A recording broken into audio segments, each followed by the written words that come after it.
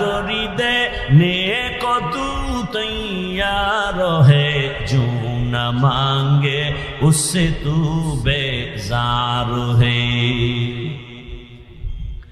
আল্লাহ তাআলা বারবার ডাকেন, আসো, তওবার দরজা খুলে দিলাম, আসো। এজন্যই তো আল্লাহ পাক আয়াতে বলেন, ও মুমিন সাহায্য প্রার্থনা করো। আল্লাহ পাক মুমিনকে বলছেন, কোন বেঈমানকে বলেন না কেন? এর সংক্ষিপ্ত জবাব হলো, জান্নাত শুধু মুমিন পাবে, কোন বেঈমান কখনো জান্নাত পাবে না। জান্নাত কারা পাবে? মুমিন, কোন বেঈমান পাবে না।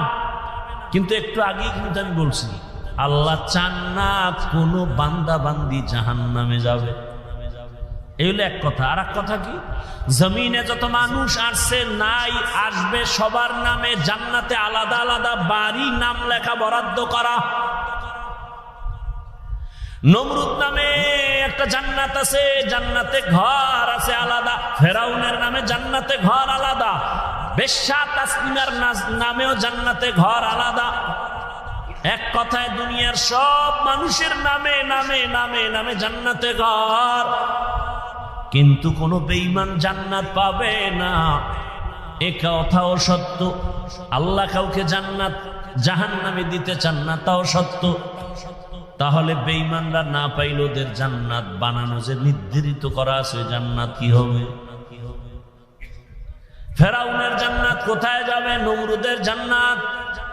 আল্লাহ বলেন, যারা আমার মুমিন, আমার ইবাদত যথার্থ করবে, আমি আল্লাহর নামের জান্নাত তো দিবই, বেঈমানের বানানো জান্নাত আমি আমার আদরের মুমিনদের বোনাস দিয়ে দিব। या इलाही तू मेरा माबूद है, या इलाही तू मेरा माशूक है। ভাইরা আমার,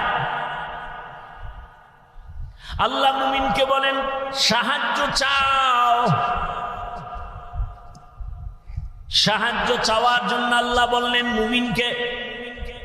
এখন এখানে তিনটা কথা, সাহায্য কেন চাইব, কিভাবে চাইব, কার কাছে চাইব, তিনটা কথার জবাব।